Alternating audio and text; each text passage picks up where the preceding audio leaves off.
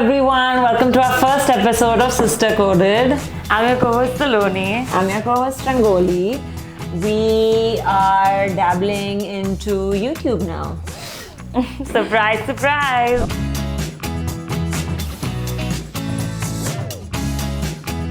So we decided to start a podcast where we will discuss and talk about things like our businesses or what we are working, our understanding about the fields we are in, maybe a little bit about our opinions on various things. We'll decide as we go.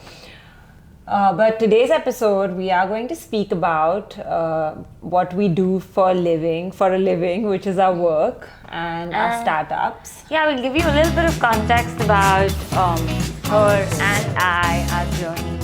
I am a 1-year-old startup founder, so is she, and she's been in the workforce for the last 10 years, and 2 for me. Yeah, so, I mean, for me, I think it was a 1-year-old made startup and with a partner, and 8 years working with my dad. It's his startup. Yeah. So basically, I've been in a startup field for a minute now. Learned 2 different things very differently. Decided never get into service industry and got into it again. So I think we're going to discuss some of our takeaways, which it may not change your life, but I'm sure it will make a dent somewhere. I mean, that's the point. Yeah, that's what we're trying to do with this. Yeah, no, we just want money from YouTube. Anyway, so I think I'll let Saloni begin with her introduction about everything, and then I'll get into it. I have had a bit of a journey with what I have studied and what I'm doing right now. I did economics, then I did my MBA, and now I work in marketing and ads and basically the creative field. I did dabble into a bit of medicine before that, so all over the place. But I founded my own company last year, 2023 September, and since then it's been a fun, interesting journey, a lot of learning, because I actually got into this soon after my graduation, which is absurd. Yeah, slightly. No, it's fine, but yeah.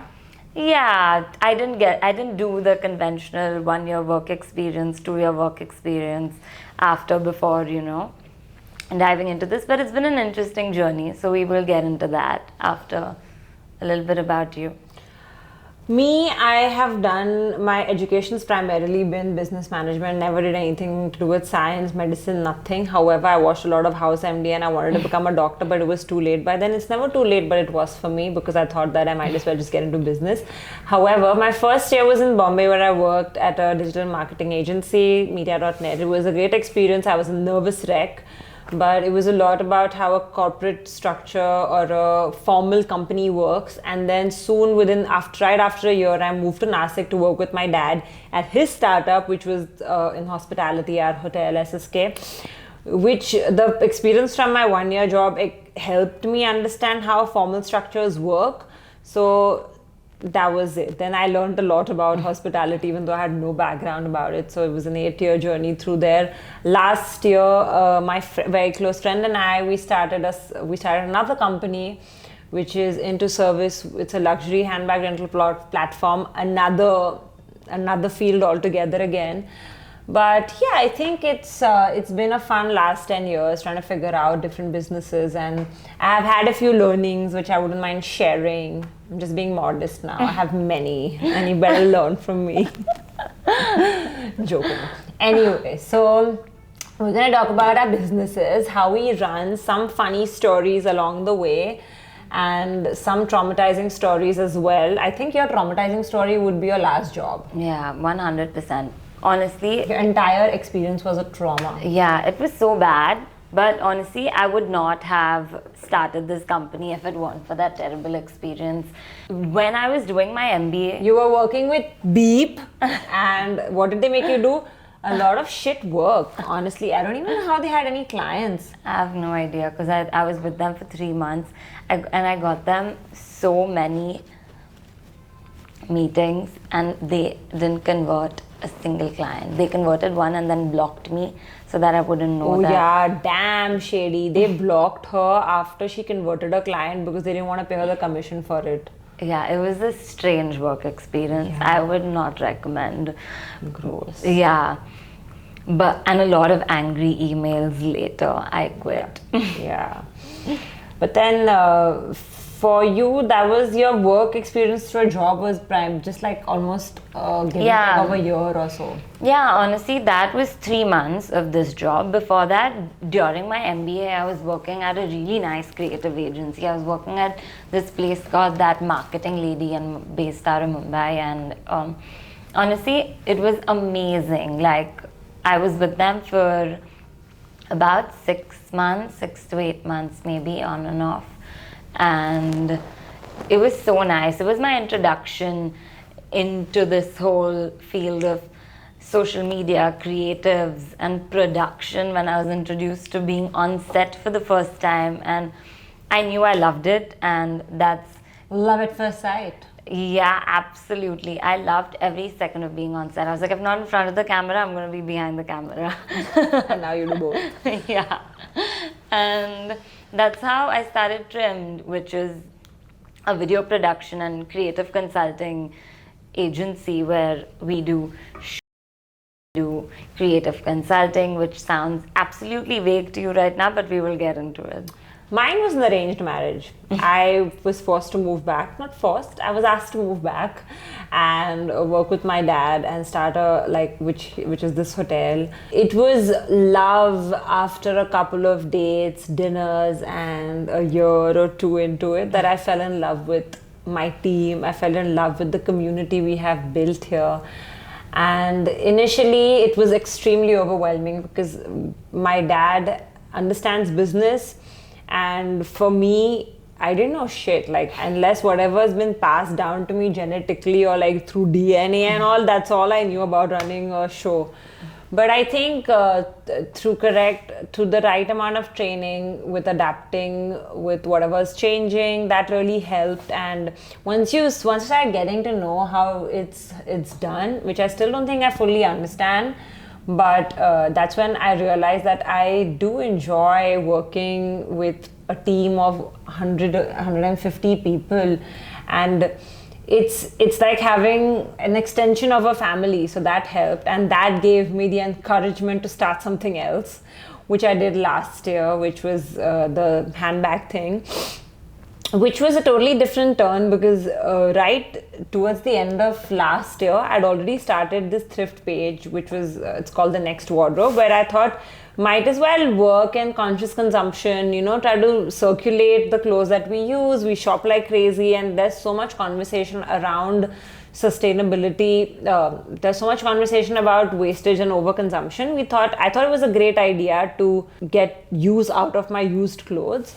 And it did really well. And then my friend and I, we decided wouldn't it be amazing to have luxury handbags that women can borrow? And by luxury, I mean like high-end couture. I mean like Louis Vuitton and like Hermes and Goyard, and having like Celine and even like a Telfa. And then it was a dream, I'm not gonna lie. And then we decided and went with it, and then we bought 100 handbags. Next thing you know, I'm in Paris with her. And we bought so that was the second experience, which was very different from my first experience, which is the hotel that I also do still. So yeah, that's been a bit of what all I do. So to segue into takeaways already, or should we get into the story a little bit more? We can ask each other a few questions, maybe, like what has been a monumental moment for you when you were working? What are certain things that put you in like tears because you were like, oh, I can't believe my life right now, like that? But the happy tears, not the sad tears. Yeah. Okay, so let me ask you first. When, you watch Badmaash Company and you sit and tell your friends, we need to start a company together. Oh, like that. Yeah. I don't, okay. No, but it's a very exciting conversation with friends where you're like, oh my God, we need to start this company. Oh my God, if we started this company, it would be great, You dream of starting something with a friend. But at what point did you think this conversation about this is exciting actually materialized? I think with Sanktum, if you see, I am really like I think there's one bad trait that I have, which is just say yes to everything that comes my way. And I feel like an opportunity missed is just like shit. I have a major case of FOMO. So when like Anushi, my partner, came to me and we're like, dude, you do it or I will. And then her husband was like, why don't you all do it together? And we're like, I think that's a sick idea. And bro, we all know, we sit with friends, we have hundreds of ideas that, bhai, saath mein karenge to kya maza aayega. And that all happens in college, okay? That does not happen like 5 years or 8 years or 8-10 years after college. That's rare because friendships like that are rare and tough, and we have our baggages, and you know, working with someone is not that easy. But we decided, okay, let's just plan it, let's map it. We started mapping, we started putting together a number of designers. Everything was just looking so nice and pretty, and honestly, it all just fell into place. And at the right time, we got the money, and then we bought the handbags, and we were live in a year, less than a year. So you literally spoke about it, and next thing you know, you were acting on it. Yeah. That's insane. I think that comes with age also, and like a little financial independence, which probably in college nobody has. Yeah. And like between the age of 20 to 30, 32, 33, 5, I think, your risk-taking optimism is a little higher. You become risk averse, like once you get married, settled, maybe start a family. I think the risk aversion comes into play then. Yeah. You don't want to, you don't want to use your disposable income and spend it on something. So yeah, all of those factors play. So I think the timing of it was also that played a good role. I think the fact that we were on the same page, and everything was just like, okay, do you like this idea? Great. Do you like this logo? Yeah. Then we came up with a name, and it just started falling into place. And it's rare. Partnerships in businesses is not simple. Yeah. And I think only women can do it. What about you? Since you're an independent one. Yeah.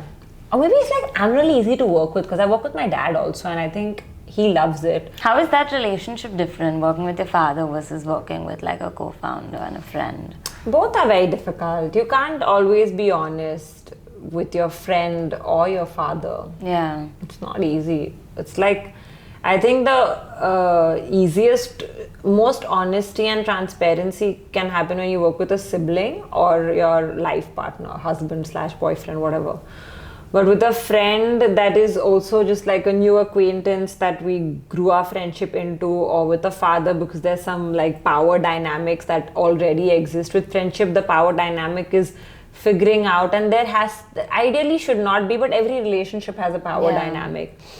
So I think it's tricky because even with working with our friend, it helps when you don't have to be totally honest and crass. Like you don't have to be, there are boundaries you don't cross, which could happen very easily with a friend, boyfriend, with a sibling or a boyfriend, husband, which can happen. Like you can just be like, you're such an asshole. And then I can't say that to my father. Yeah. I can't say it to my friend/partner. Yeah. You know? So there are certain defined boundaries which make it easier. Yeah. But I think having honest communication is very important. So if you're someone who's non-confrontational, all the fucking best. You're not going to be able to work with a friend because it requires a lot of like nerve, to be honest, and to stand your ground. And sometimes you don't have too much ground you want to stand on, and it's fine too. Yeah. You know, so that's probably something you would recommend. What? With a if you're getting into a business with a co-founder, essentially just being transparent and honest along the way. Yeah, because it's a shared baby with a partner you think you want, you know. Yeah. So it's exciting. It's tricky, but I'm sure like for me to get into something on my own would have been a lot harder. What about you? What do you feel like? Would you be able to work with someone, or you prefer doing it on your own? And I think that you think that's the way to be. Honestly, I have done it on my own, and I dabbled into the idea of getting a co-founder on board till about 5 months ago, I was considering it, actively considering it, because I thought it would make the process more fun. I thought it would make it easier. That's how I was looking at it, to have a soundboard versus, having to do it alone. And it was just a thought. I didn't actually end up getting a co-founder, but We know, thanks Yeah. for reiterating. so essentially for me, the gap between quitting my job and Starting. actually starting this, so this field was very random and vague, just for our entire family altogether. Growing up, my father's in business, my mom's a doctor. You are in business through and through. And so social media, content production was Yeah. just foreign. It was random. It was a business plan that made no sense whatsoever. So when I was asked about what your plans are for the future, it was always, I would have something of my own, probably in this field. I'll do something of my own.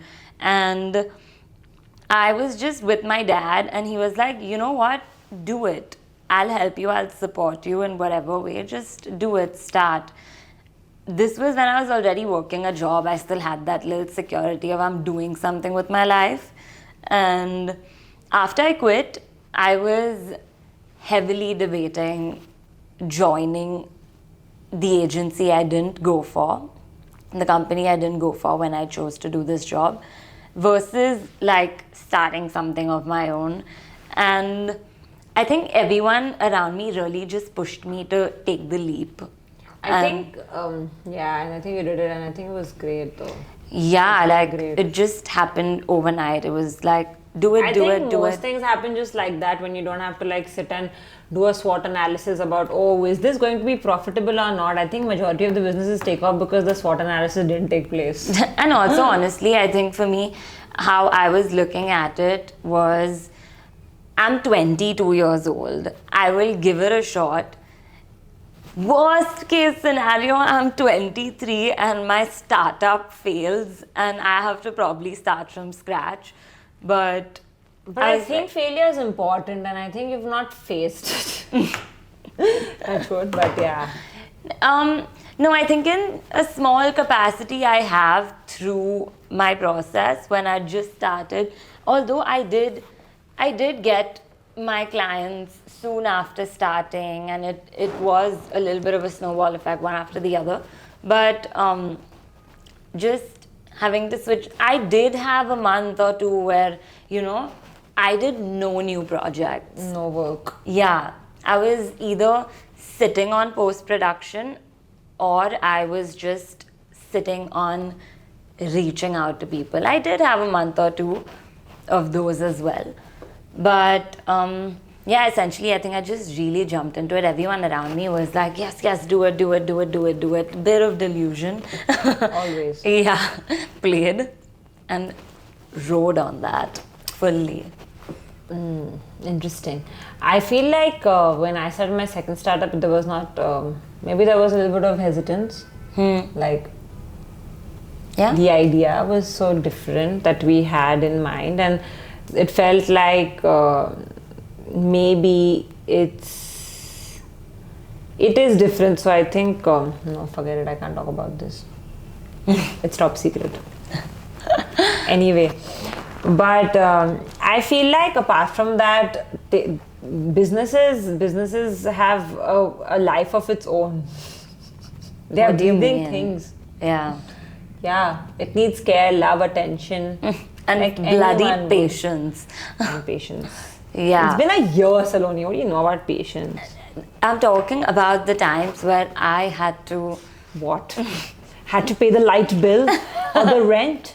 Hello, miss. No, and honestly, yeah, you know how we spoke about how we kind of took the leap, right? And how the positives with it, because you have the risk appetite, you have the yada yada yada yada. But for me, something that I feel I faced when I entered this industry with not enough experience and absolutely no background or knowledge was not being able to reach the right people. Sometimes, little bit, even if it's talent, even if it's people who work in the industry. Oh, you mean vendors also, yeah. Yeah, like even vendors, for instance, if there are some videographers, photographers I wanted to work with, but I was really not in that circle loop, no correlation between me and this person, no crossing paths ever. Now suddenly I've woken up and started a company, so they are also going to be like, wait, what, who is she? Yeah. So having absolutely no link like that is something I feel I did suffer. Not just with vendors, even with companies. Like, to reach out to a marketing head from a company, I was very random because there was absolutely no link anywhere. So that would probably be a downside, jumping into it with absolutely no not enough background. But otherwise, I think totally do it. You want to start a company, go ahead and do it. Not enough background, but bro, like in life generally also, you get into things without background only, na. Otherwise, how would you get into it? Unless you've been working and you split and then you take half the clientele. That only happens in like movies and like real cutthroat agencies that have a major fallout, and then there's a new branch that pops out of it. You know what I'm saying? Yeah, I guess. But anyway. Yeah, literally, because if I had to find a stylist, I had to like just type stylist and see, who shows up. No idea if this person's good, bad. I have a stylist if you need now because of Sanktum. I know I'd have their numbers and everything. I think for me, over the last 10 years, it has helped that I worked with my dad, but it also put me in a one-track mind thing, which is like my dad is super like my way or the highway. So to be a little flexible is a bit tough, because when you come from a position of that sort of power, it plays. It doesn't, you don't have to... I'm trying to say you came from a position of power. I'm always in a position of power, babe. That's true.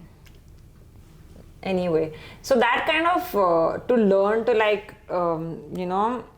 take it slow and listen, that was a bit of a learning for me since I started my new venture, because I realized that it's not like if you don't like my shit, get out. Like, that's not how things work. So, I mean, you learn a lot of things. This is one of the things that I really learned, like, And even for me, one more thing that I really learned was like, whatever knowledge. And so the biggest stressor for me used to be staff, like people leaving, and hospitality industry is so driven on like staff. Yeah. There's no one here. And I'm again in a service industry where again, if I don't have a team, I'm basically just screaming at a wall, and like the whole structure crumbles. Yeah, because the whole show is run by people. Exactly. So for me, even with like this, so my dependency on the human resource aspect became so extreme that anytime even one person left, it was a personal attack. And I was just like, how dare you? It was a breakup with me. But then, of course, over time, I understand, and I was pretty young when I started, so every breakup felt like a personal attack, even more, like amplified 10x. So I think the learning was, what I learned along the way was that whatever I have trained and taught to a person, that knowledge is here, bro. It's here. This fucker goes and comes, new person also I'll teach you. Yeah. And that was so empowering for me, because in that moment, I realized that men may come and men may go, but I go on forever. Literally. So I think it's not as easy as I'm making it seem. Of course, it takes up a lot of your time and bandwidth when you're training a new person altogether. Yeah. But you learn along the way. You learn your tricks. You learn like, okay, this is how I push it in the play, and it'll take off from there. Yeah. And you learn to let go a little bit, because otherwise, for like the personality type that I am, elder sibling plus type A and all those things, I'm just like, I'm like, how can it happen to that? But it's a learning process, and different people do different things differently, and many things work out. Yeah. It's not determined anywhere and written in stone that if you are this type of a person, if you wake up at 6 a.m. and if you do 1 hour every day, just karoge, to you will be successful. No, bro, I learned that. That's just not true. You just have to believe and manifest and be delusional. Game of delusion. Yeah. So I think that one more thing, for your major theory moments you didn't tell only. My teary moments. Honestly, my only teary moments that I had through this process. Happy tears, huh? Oh. Oh, sad, okay, you can tell sad also. Oh. Happy tears. Okay, sad tell na if you've thought of already. Yeah, my sad tears were just like having to fight with these men from... Oh God, men have always been a problem, even for me, honestly. Because I think we, even in hospitality, I think it's not really like now it's become very popular, women running and all that shit. Yeah. Women everywhere. But like I think 10 years ago also it was not there also, so much. And I was young, I was 22-year-old. What men will take me seriously? Kai karoto tila and all Yeah, that honestly. shit. And like being the most non-confrontational person in a room, having to like talk back, that used to stress me out. I'm not joking. My story with every situation, every time I had to sit across from a man or even on a phone call for that matter. They love teaching, man. They see a woman like, मैं समझाता हूँ तुम्हें कैसे करते हैं. I'm like, great. Another lesson in life. Thank you, sir. I would literally call you, or I'd call Shivang, or I'd call my friend Siddhi, and I'd be like, okay, listen, this happened. And every time she would tell me, she would relay to me what her thoughts were on the situation and how to handle the situation. I would be typing in my notes app. And then I'd take a deep breath and call this person back. And I would say, okay, to begin with, disproportionate potential, everything my friend has told me, I am going and giving it back to this man. Yeah, literally. That's how I made it through first 6 months. And then now I've kind of picked up a little bit of now? Have you, like Saloni seen me live in action put people in their places, and I think I thrive on that shit. Like when I see someone try to teach me and I'm like, there, that place, that's your place, go sit there. But I think that's also because a lot of times people don't understand, and when you're a startup, young startup, learning, growing, it's really important to get as much feedback as you can. But to understand the kind of feedback that's useful to you, filtering it out is very important, and that also takes time. And I think in today's time and age, because of quick commerce and quick dopamine fixes and like instant gratification, we expect everything to be instant. But everything takes time, bro. You take time to understand how it works. You take time to understand what criticism is a criticism and not, and it's useful to you. Like if someone telling me criticizing something that is very obvious, which is visibly something I'm working on, it's not a criticism. It is just insulting. See, and people do that. Honestly, I think it's just a process of figuring out when you need to fight and when you don't need to fight. Ideally, you should never fight because I think you should fully fight. I think I'm saying that and she's saying that. Yeah. We actually do the opposite. Yeah, I'm a serial non-fighter. She's a fighter. But I'm learning, you know. That's the thing. When you can change the way you think, I think, you know, you're a mastermind. And I can change the way I think. Which is, okay, the reason I'm saying not fight is because sometimes a lot of people just like to tell, na, ki, yeah. You're like, yeah, but go on and do what you do, because you waste energy and, you know, you waste a lot of time trying to like emulate what you have to say, and you're just like...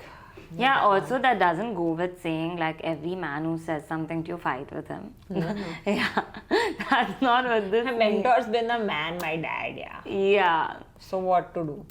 But that's just something that you end up dealing with as a woman, I think. Like and I think that's also true for a lot of my women fellow co-founders, founders, entrepreneurs who also have kind of had to deal with this. And it's not something that is intentional probably, but it exists. And every criticism does not have to be taken to your boardroom and discussed and fleshed out certain things. The grave, so yeah, but like if you can filter out what works, what doesn't work, it really helps.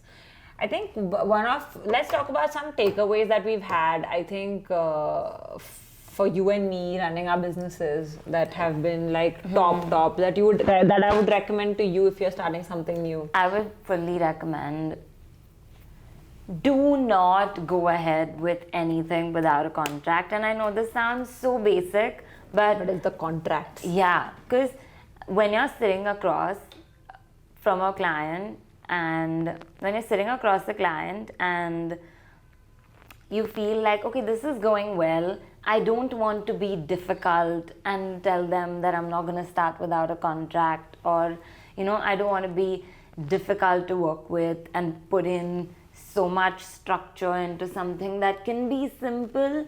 But no, just do it. You don't have to be the easiest person to work with, and this is not the space where you need to be easy in. Sign a contract, do the formalities.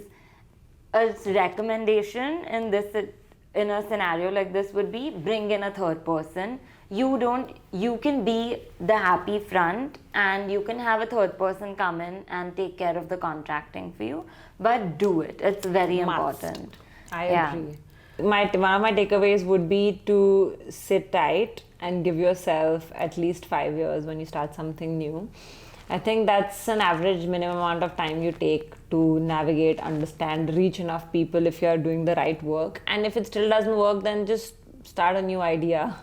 But I think this is like to be patient and to sit tight for a set number of years minimum is important, because if you expect your business to take off in the first year, it is an unnatural growth, which will unnatural jump. You may not be ready with your operational hitbacks, like whatever it's gonna come your way. So it helps you, navigate, make it more efficient and everything. So I think 5 years is what I like as a word, like as a number of years that you should give. It's a comfortable number of years. What about you? Another takeaway for me would be learning to say no. You might feel like it's the end of the world. You're not getting another check after you say no to this one. But no, I think say no. You're just making room for something else to come in. And trust your gut in that moment. If a certain partnership's not working out, say no. Yeah. I think this I keep reiterating in many ways is being delusional or being an optimist when you are running a business, because if you were thinking with a critical hat on, which you usually do, it will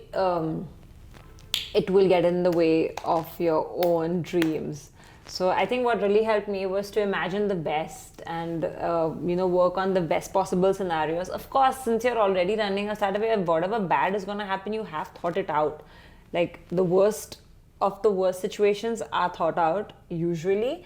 But I think a bit of disillusion, like a bit of delusion and a bit of a lot of optimism really helps you think that you can take something off. I think, that's me as well. Failure. Yeah, failure sucks. Honestly, I'm so scared of failure. I think the biggest reason I hold back is because I fear failure. Anyway, that's a different story. Another takeaway for me would be a fine line between pro-client and pro-team. I think I have seen the kind of love you and Dad give to the team and receive from the team, and how you have their back. But at the same time, your client is important.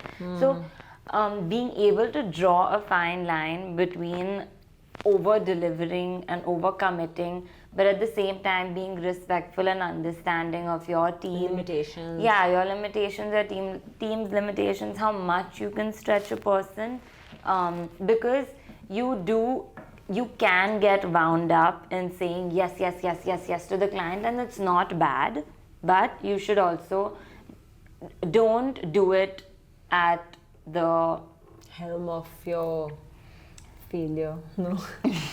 But I think that's true. I agree to have a balance between what your team's team's comfort versus also your Yeah, you can have the disappointment with best client. of both worlds. You just need to be able to find that balance, and that's something that I've learned with time, where You work with multiple.